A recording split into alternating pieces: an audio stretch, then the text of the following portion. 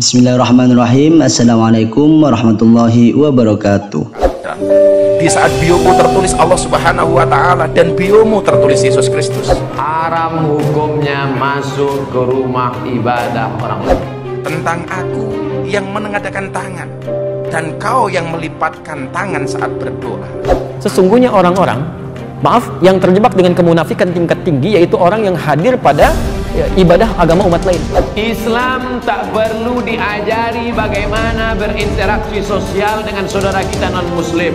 Masya Allah, Anda bisa pastikan, kata beliau, bahkan ditemukan ada orang-orang yang ikut-ikutan ilal kanais, maaf, ke gereja. Sebuah video yang memperlihatkan pendakwah Nahdlatul Ulama Gus Miftah tengah ceramah di gereja di hadapan umat Kristen viral di media sosial.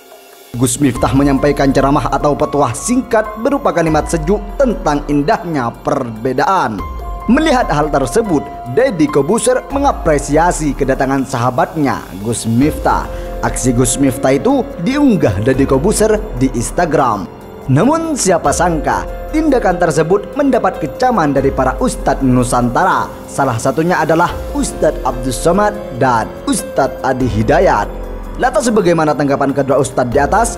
Simak saja ulasan lengkapnya. Sebelum lanjut video ini, bagi kalian yang baru gabung di channel ini, jangan lupa klik tombol subscribe dan nyalakan lonceng notifikasinya agar kalian dapat video baru dari channel ini. Share juga ke sosial media kalian agar teman-teman kalian tahu apa yang kalian tahu.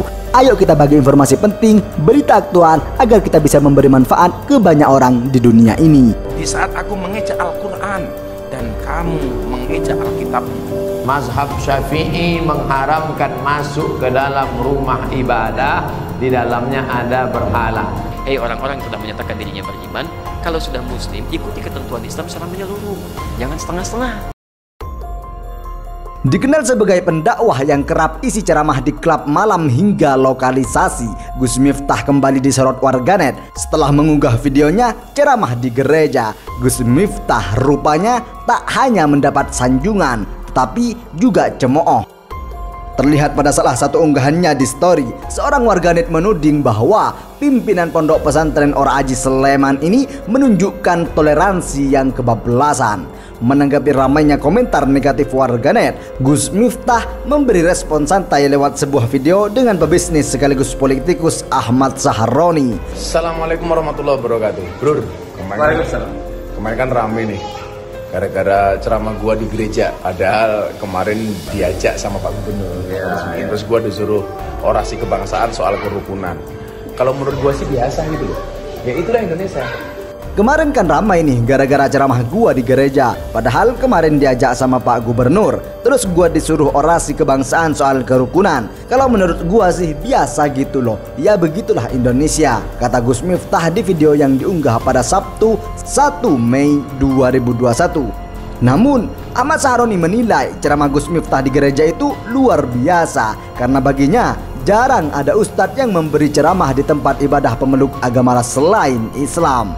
Dengan ceramah tersebut, kata Ahmad Saharoni, Gus Miftah telah mengamalkan modernisasi agama lewat silaturahmi kebangsaan yang menurutnya perlu dicontoh pemuka agama lainnya. Gus Miftah pun menambahkan saat dirinya ceramah di gereja, kala itu tidak ada kegiatan ibadah. Dengan lantangnya UAS menanggapi hal itu. UAS mengatakan bahwa dalam Islam dilarang masuk ke tempat ibadah orang lain yang mana di sana itu ada berhalanya. Haram hukumnya masuk ke rumah ibadah orang lain, karena Nabi tak mau masuk ke dalam tempat fihi surah wat tamathil, kalau di dalam itu ada patung berhala. Maka dalam Islam Mazhab Syafi'i mengharamkan masuk ke dalam rumah ibadah, di dalamnya ada berhala. Mazhab Syafi'i. Kita pakai mazhab apa? Mazhab Syafi'i. Islam tak perlu diajari bagaimana berinteraksi sosial dengan saudara kita non-muslim, karena kita sudah lama bertetangga, apalagi orang Tanjung Pinang. Seandainya orang Tanjung Pinang ini ekstrim, tak akan ada orang Tionghoa di Tanjung Pinang, betul? Kita semuanya bisa menerima, siapapun yang datang semua bertetangga, berkawan, bersahabat. Tapi kalau sudah dalam masalah ibadah, ritual, tak ada tawar menawar. Wala ana abidum ma'abatum wala antum abiduna ma'abud lakum dinukum.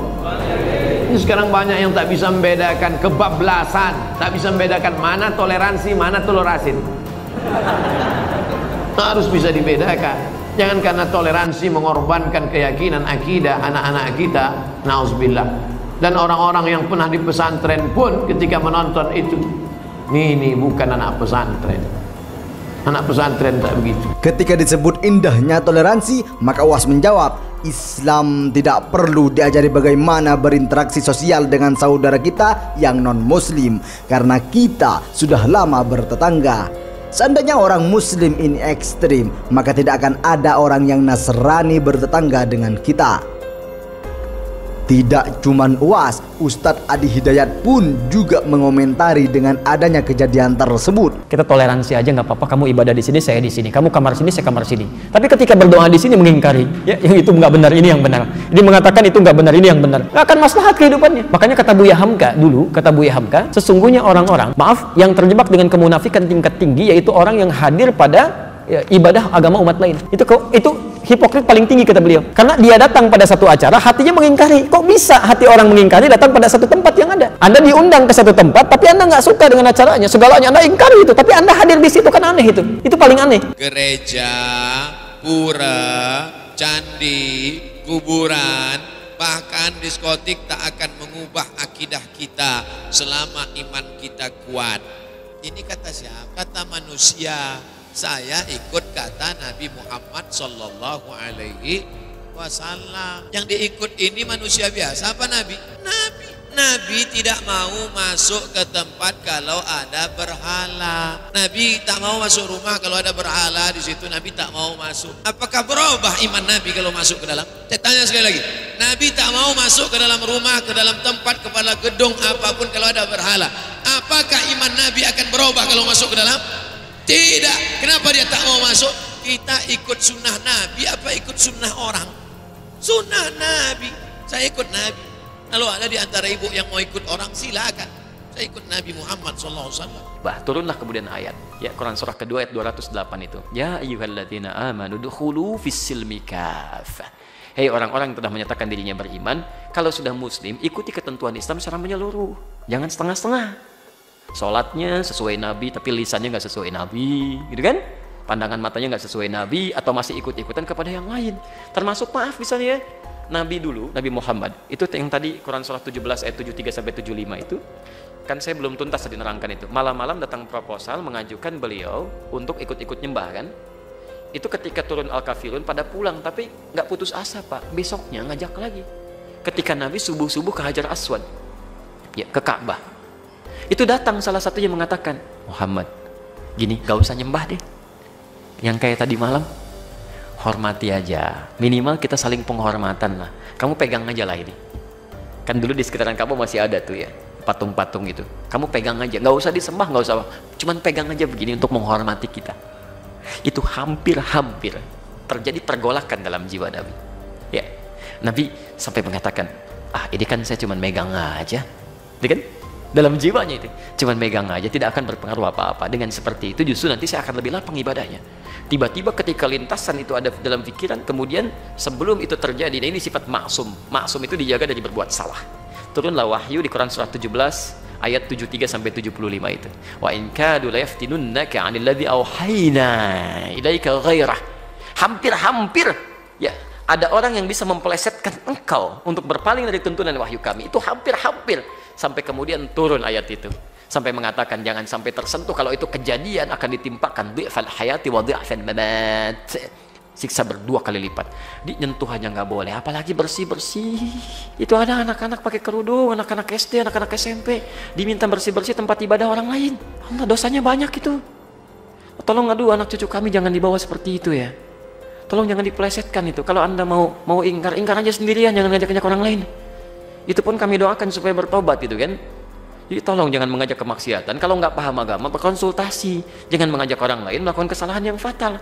Itu kasihan anak-anak pakai kerudung, masih SD, ada yang SMP, dibawa ngelap-ngelap tempat ibadah orang. Nabi aja megang, nggak boleh, Anda bersih-bersihin. Itu fatal itu. Dan kalau sekampung sudah dibegitukan, itu bahaya itu. Bahaya itu ya. harus diingatkan ya, ulama-ulama setempat mesti mengingatkan itu, mesti mengingatkan dan sebagainya ya.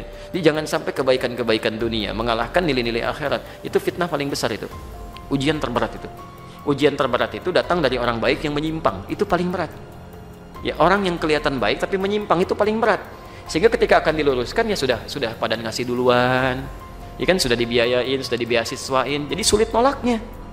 Itu yang berbahaya itu. Allahu Akbar, itu masih biasa Pak, apalagi Dajjal yang turun. Dajjal yang turun, Dajjal itu Allahu Akbar ya, nunjuk ke langit hujan, turun hujan, nunjuk ke tanaman mati, mati dia tuh. Jadi kalau yang kecil aja belum kuat, apalagi yang besar-besar. Yang kecil-kecil tuh baru handphone ya, handphone, ini uang, itu baru yang kecil-kecil. Udah 10.000 orang, apalagi Dajjal beneran yang turun. Jadi kalau yang kecil aja Anda belum bisa menjaga kekuatan iman, apalagi padang dahsyatnya itu. Hati-hati. Ayo keluarga dibina dengan baik ya. Tuntunan Rasul itu dilihat. Makanya lakad, jangan pernah ragu dengan tuntunan Rasulullah SAW. Ya Nabi dulu aja nggak ragu gitu kan. Itu baru 2 kalimat tuh, lakad, hadisnya belum dibaca. Itu baru ayatnya tuh. Ya.